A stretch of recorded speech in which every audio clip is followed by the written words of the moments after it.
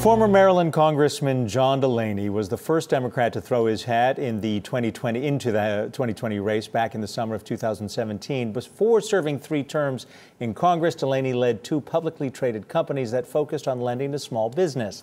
John Delaney is here in studio, joins us now to discuss his plans from taxes to trade, along with Yahoo Finance's Julia LaRoche. And welcome first. Good to have you here in person. Great to be here. Let's go right to healthcare. Okay, Your sure. plan is not a Medicare for all plan. You want a basic, every American gets the basic, and then if you want to buy up, either your company, the old traditional benefit package, or you out of pocket. That's your plan? Basically, my plan is really to fix the Affordable Care Act first, because that's what we should be doing. There's a lot of things we can do to improve the Affordable Care Act, and those should be done right away. And as president, I want to do that in my first 100 days.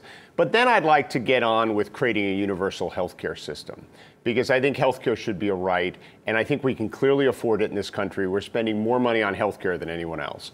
The way I would do it is I'd leave Medicare alone, because Medicare works, people are happy with it, there's no reason to mess with something that's working. And I would do what you said, is to give everyone a basic government healthcare package as a right. They don't have to take it, they can opt out, get a tax credit, buy their own private insurance. Or they can do what Medicare beneficiaries do with their basic Medicare, which is buy supplementals. So I see the market evolving over time, where there's a basic government plan that someone gets from when they're born to the end of their life, and they can enhance that with private options on top of it. $13 trillion over 10 years, right? But mine's fully paid for, right? What I just described to you actually costs $5 trillion to implement. And the way I would get the $5 trillion is 4 of the $5 trillion would come from eliminating the corporate deductibility of healthcare. I think linking healthcare to your job is a really dumb system, right? It's really dumb. It doesn't make any sense. Imagine your car insurance being linked to your job. So that's $4 trillion of the 5, and the other $1 trillion comes from the Affordable Care Act subsidies, which you wouldn't need anymore. So my plan, which I just described to you, is fully paid for. You know, healthcare is a big issue. Another one right now that we're talking about is capitalism. You have an interesting perspective. You have a blue-collar upbringing. You were the publicly traded company CEO twice. Then you ran for office. What do you make of the backlash against capitalism, and how can we make capitalism work for more people? What are some policy ideas you have? So you're absolutely right. The discussion should be about how we make capitalism more just and inclusive, because capitalism isn't working for enough Americans, but it's also the best model out there. It's the greatest job creation and innovation machine ever created. I think what we have to do, if we want to make capitalism work for more people, is we have to improve public education, right? People aren't getting a good enough education to prepare them for the skills they need in the world. We have to do things with tax policy. I favor doubling something called the Earned Income Tax Credit, which in many ways should be called the Workers' Tax Credit, because it goes to people who work, who are lower income or low to middle class, and it's basically a check in their pocket at the end of the year, but they have to work to get it. That would start kind of lifting up a lot of people who are struggling. So you ultimately have to develop skills, right? I think you need tax policy that helps workers. We have to encourage investments in communities that have been left behind. Last year in our country, 80% of the venture capital went to 50 counties in this country. Think about it. There's almost 3,100 counties. 50 of them, 1.6%, got 80% of the venture capital, right? That's a country of not opportunity, but in many ways of birthright, right? Where people are just investing in a small number of places. So we need policies to encourage people to invest in communities that are left behind. I led an effort in the House to create something called the Opportunity Zone legislation, which is going to start doing that. I think 25% of the government contractors in this country should have half of their employees in communities that have been left behind economically, to create a real incentive for people to set up companies there. I think as part of a national infrastructure project, we should have a disproportionate allocation to communities that are left behind. We have to get at skills, we have to get a tax policy that actually helps workers, and then we have to create incentives for people to invest in communities that are not getting investment capital. John, all of this is pretty detailed. Yes. It sounds pretty reasonable. There are a lot of other people out there who are making a lot of noise. Right. And they're doing it in part, not necessarily by offering detailed proposals, right, but by making kind of big pronouncements. Yes. How do you cut through a very, very crowded field of contenders? Well, it's a great question. It's a really big field, right? I think by the fall, the Democratic Party is going to start asking themselves one very simple question, which is who can beat Trump, right? Who can beat Trump?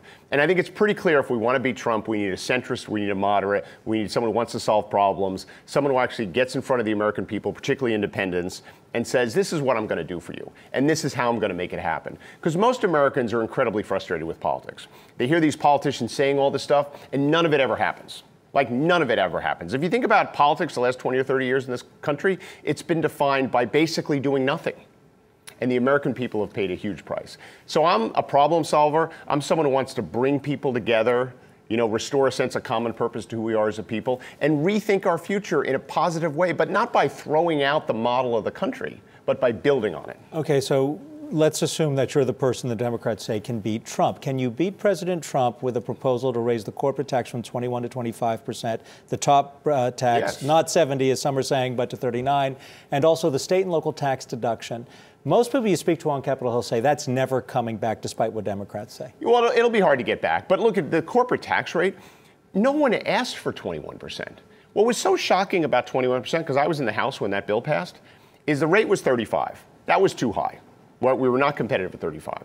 Most people like myself wanted 27 to 28. The business community was lobbying for 25. And suddenly, out of nowhere, comes 21. I mean, I was like, no one even asked for this.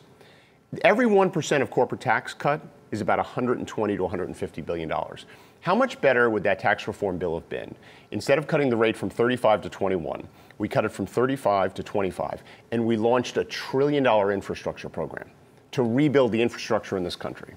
Right? That's the kind of tax reform I would have done. So absolutely, I can beat Trump all day long by saying, no one asked for 21. You're a terrible negotiator. You cut the rate too low. It should be 25, 26, 27. That's what the business community was fine with. And I'm going to take those additional revenues and I'm going to launch a $1 trillion infrastructure project, something you promised from the day you started running for office and you weren't able to do. You just detailed what you would do in terms of taxes if you were in office. I Yes. want to ask you, if it's 2021 and you're the one going into office, what happens when you inherit Trump's policy as it relates to trade, and what would you do about that? The first thing I would do is get us back in the Trans-Pacific Partnership. Right? I thought that was a very good deal for our country, not only economically, but it was particularly good from a geopolitical standpoint. China is our main economic and foreign policy issue for the next several decades. And the best way to deal with China is to compete with them in their backyard. I was one of the biggest supporters in the Congress working with President Obama on the Trans-Pacific Partnership. The fact that the president tore that up his first day in office tells me he doesn't actually understand what the economic and foreign policy challenges are in this country. What about when you hear different calls from folks who are running for office, like breaking up big tech? How do you react to that? What would you do about that? So what I would do, I believe in the rule of law, right? I don't think you should walk around saying you're just going to break companies up. Right? But what I think we should do is I think we should update our antitrust laws. Right? The Clayton Act and the Sherman Act, which are the main antitrust laws in this country, have not been updated to deal with companies like these technology companies, which are, in fact, in my opinion, monopolies in many respects. And they engage in a lot of vertical integration. Right? Most of our antitrust laws are for horizontal integration.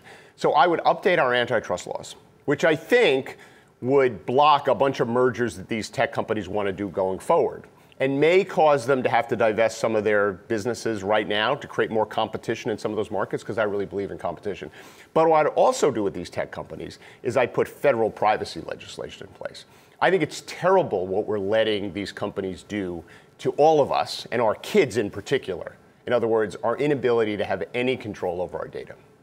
All right, John Delaney, presidential candidate and former Maryland congressman. We'd love to have you back. We got 16 others we still got to get in here, but that number's going to grow. All the best to you. It's great to be with you. Thank you. Nice to meet you. Thank you. Thank you.